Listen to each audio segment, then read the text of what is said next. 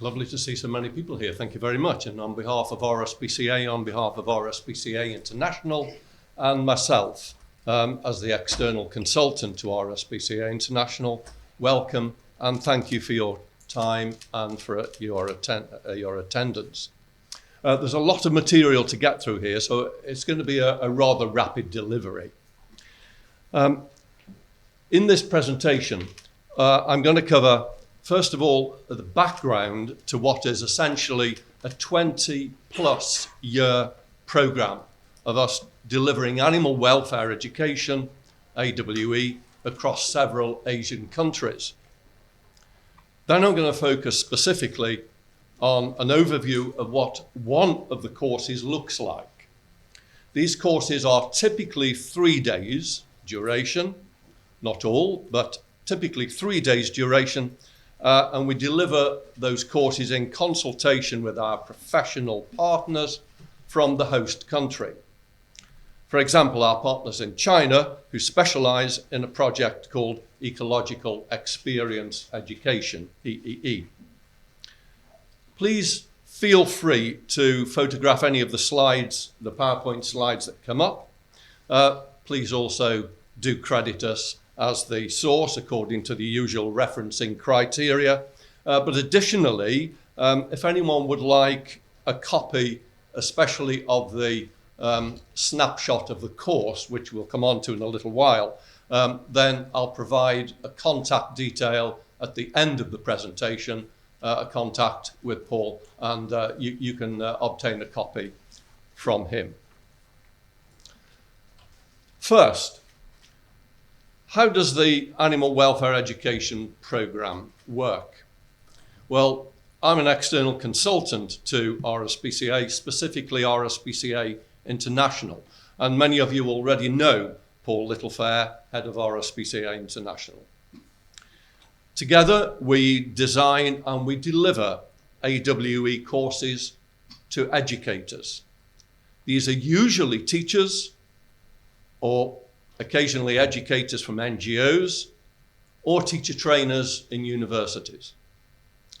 We work with in-country host organizations. And while the courses are based on RSPCA's policies and practices, we don't fundraise, we don't campaign, we don't ask for any membership, sign up or anything like that. The courses are designed to promote animal welfare and animal welfare education as part of the participants' continuous professional development. I'm just going to repeat that last point because it's quite important. The RSPCA AWE programme is the provision of professional development courses for educators, whether they're teachers, whether they're NGO educators, whether they're curriculum developers, whoever they happen to be.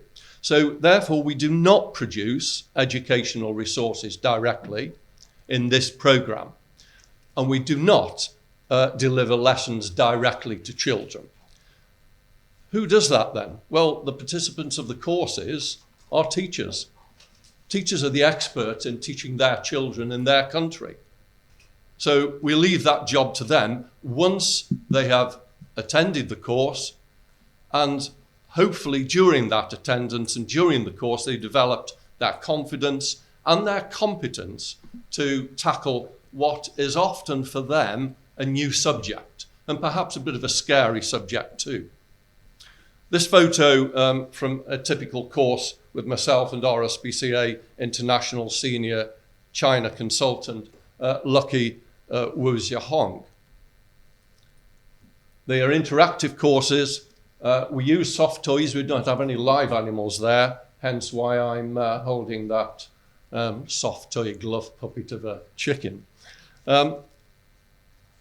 When we design any course in any country, our first task is to understand what the participant teachers are obliged to do.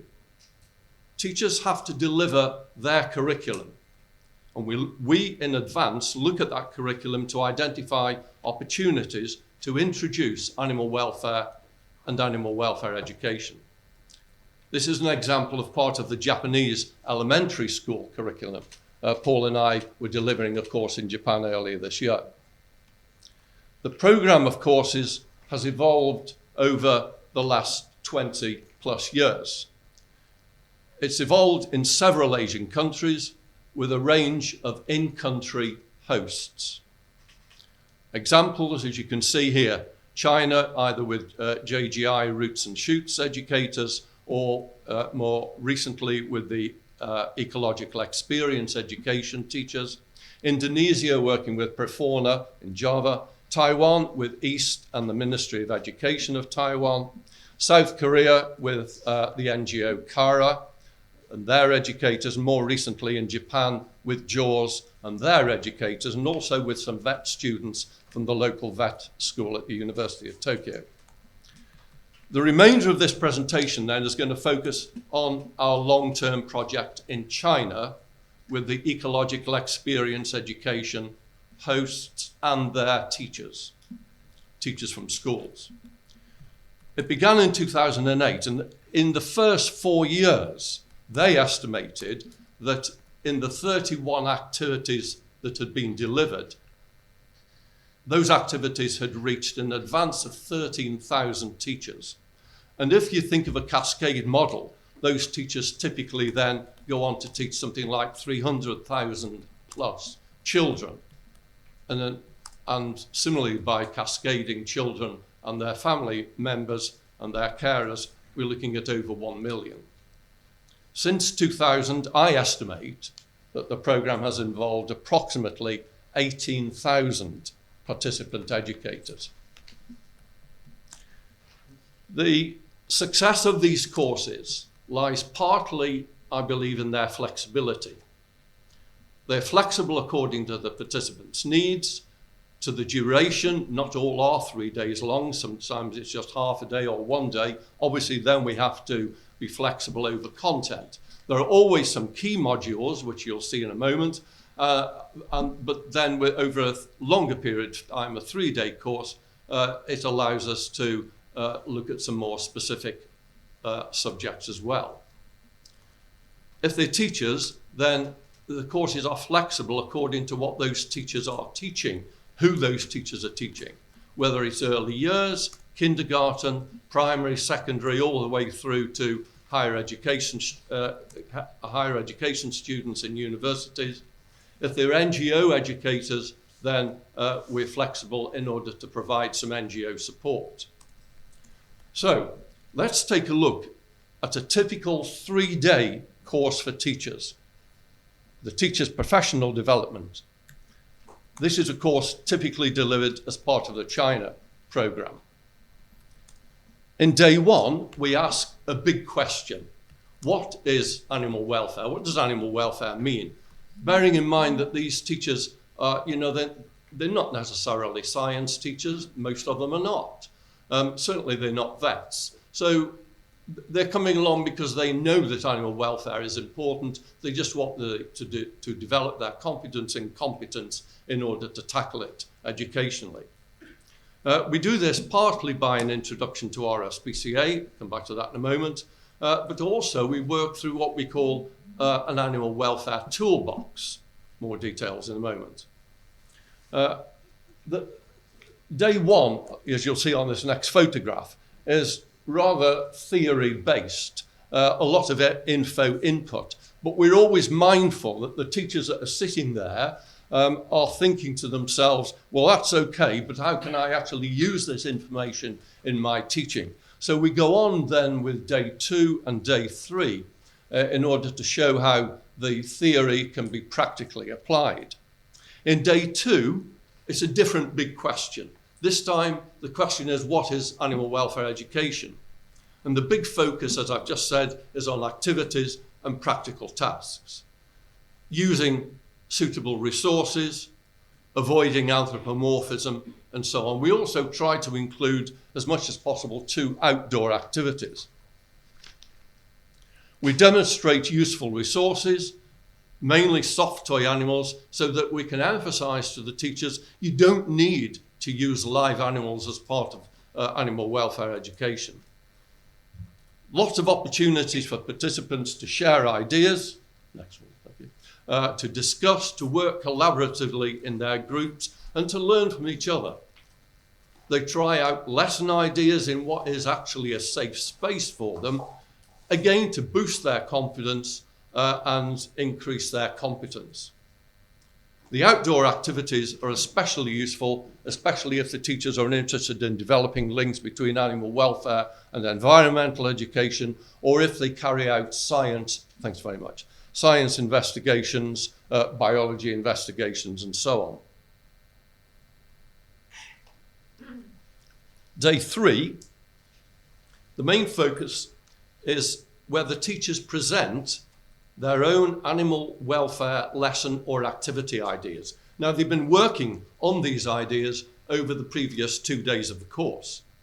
They use their curriculum knowledge, their experience, and their teaching skills. They work in groups. So, for example, if we have 10 groups of participants, then each teacher can take away 10 different working lesson ideas.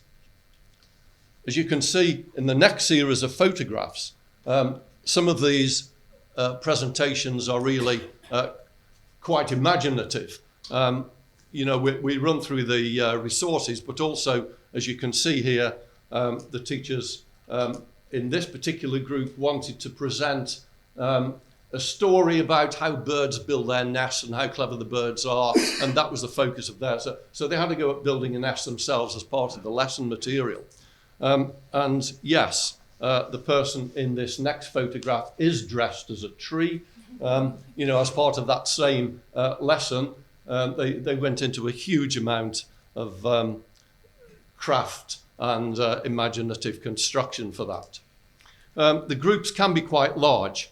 And what we can do with large groups especially is to share a lot more ideas on what can sometimes be considered a controversial area. Teaching animal welfare by some people is considered a controversial area. So here then, over the next series of slides, is a series of snapshots of courses, of course slides, of slides that we use during a typical 3-day course. I mentioned that in day 1, we look at what is animal welfare. That's the big question. And we begin to explore this by reference to the work of the RSPCA. Coincidentally, in the RSPCA next year has got a busy year, celebrating 200 years of since its inception. It's going to be a very busy year for the Chief Executive, Chris Sherwood, who happens to be a delegate on this course. Thank you, Chris, for your support. RSPCA is seen as an NGO, like many of the participants who may be on the course. We're fortunate to have inspectors, of course, but also teams of technical policy experts and volunteers. This next slide is a very useful one that we use, thanks to Mike Radford for this. It's a flow diagram, and it introduces the concept, the notion of animal welfare science. As I say, many of the teachers are not science-based anyway. We use, and it demonstrates how we can use animal welfare science to evidence, for example, animal behavior. This is an indicator of animal sentience, and it builds towards an ethical, moral obligation alongside the role of politicians, global issues, and legal influences. So it's a rather nice flow diagram to introduce lots of other concepts that are involved. So back to day 1, I mentioned what is animal welfare. That's the key question for day 1, and we explore some basic concepts such as these. We often begin day 1 with a bit of a thought experiment, and we say, okay, can you imagine our planet without humans? Well, obviously, life would be maintained through natural cycles. The animals are basically trying to meet their needs, and the animals are basically trying to survive.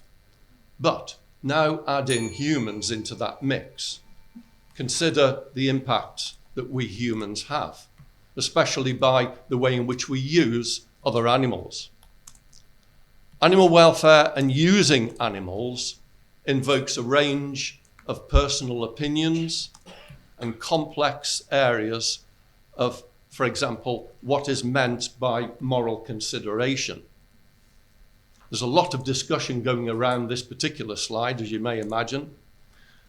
We move on then to consider how philosophy of animal welfare meets the science of animal welfare when we begin to look or to try to describe or define animal welfare. We use a triple model here of the feelings-based approach, a functioning-based approach, and the natural life-based approach.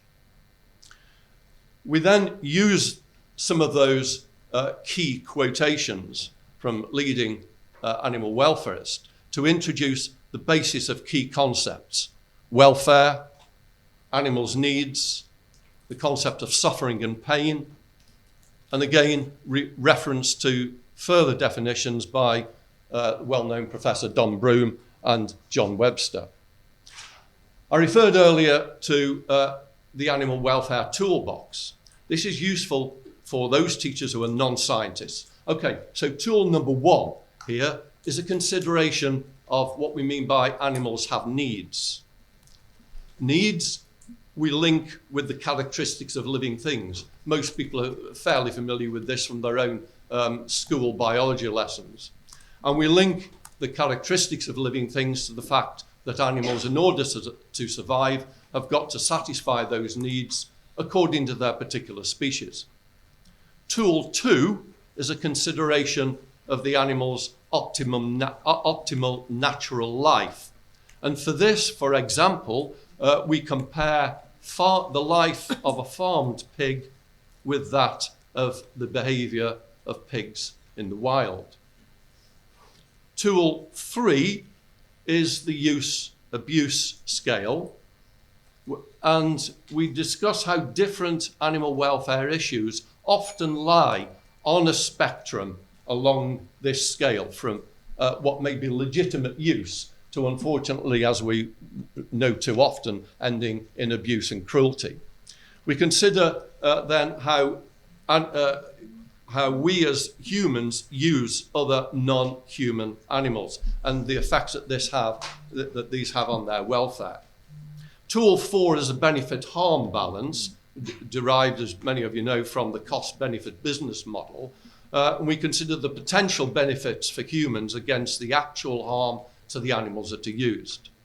The idea of harm and compromising an animal's welfare is then a useful way, thanks Paul, of exploring the concept of pain and suffering. Tool five is the 5 domains model, and we begin with the traditional 5 freedoms. We recap the links of the 5 freedoms to needs. We link that to 5 responsibilities, and we move on to Mellor and Reed's more contemporary 5 domains model. There's a rather nice infographic here, pictographic of RSPCA's illustration of the 5 domains. The summary of the 5 tools in the toolbox is shown here, and again, it's helping qualified teachers, but effectively lay people, to quantify and qualify animal welfare. The next model is what I call the welfare cycle. And if you start at the top there with the animal's welfare at any one point in time and work clockwise around this model, then we can see how humans impact on that welfare state, until we get to the bottom there, this thing called animal welfare, which is an entirely human construct, of course. The only natural thing is the animal's welfare at the top. But the human construct, the academic subject that we call animal welfare, which are our attempts, if you like, to try and mitigate or to take remedial action against the harm that may be caused. The next question that we pose then is, well, how does this link with education? And here Paul has developed this really rather nice, neat step diagram where we move from the top animals' species-specific needs down through suffering and the moral obligation to the question at the bottom: how do we pass this responsibility on to children? The next question we ask, does our view or our opinion of an animal affect our treatment of it? Here, excluding the spider, on the next slide, please. Okay, thank you. Excluding the spider, we have 4 insects that often invoke quite different emotional responses in people. Why should that be the case? Why is it that some animals, thank you, are seen as unpopular compared to other more popular animals, such as pets, which are often labelled as cute? So the next question is, how is it that children develop their attitudes towards animals, and what can we do as educators to try and remediate against some of the things? This leads us to consider the core concepts of animal welfare education, which are shown here. And the consideration then, teachers are then encouraged in the course to consider this model. Teachers are well used to constructing their own lesson plans, so terms like knowledge and understanding, skills and competencies, attitudes, values and feelings and emotions should be well known to teachers, and we ask them to employ the same rigour when they're designing an animal welfare education lesson. Okay. We return to mini beasts, if you like, as an example, where we can use mini beasts, invertebrates, as an example of how to convert negative attitudes into positives. This is good learning experience for us, and also is good for the welfare of the mini beasts concerned. I mentioned earlier that we address the problem of anthropomorphism. This is especially important for those teachers that are wanting to use diagrams within their resources. We encourage imaginative activities, as you've seen sometimes already, with the chap dressed up as a tree there. We encourage teachers to consider developing animal welfare through drama and art. We remind teachers that each of us has our own attitudes and a personal viewpoint when it comes to animals, and teachers are no different. And teachers need then to be aware of maybe of their own biases, of thinking of some animals as cute, or really I don't like wasps or whatever. Okay, so we'll move on to the last few there. Animal welfare concepts and values. We encourage the teachers to consider their curricula and to look for some clues in the curricula as to how to include animal welfare. And we'll move through to the end. There's just a few slides left. There we go. Leave it there. That's fine. Thanks, Paul. These are available, so if anybody's interested in getting the entire package, please contact me. Thank you. That's my address. Okay, thanks very much. Okay. Quick questions, anyone?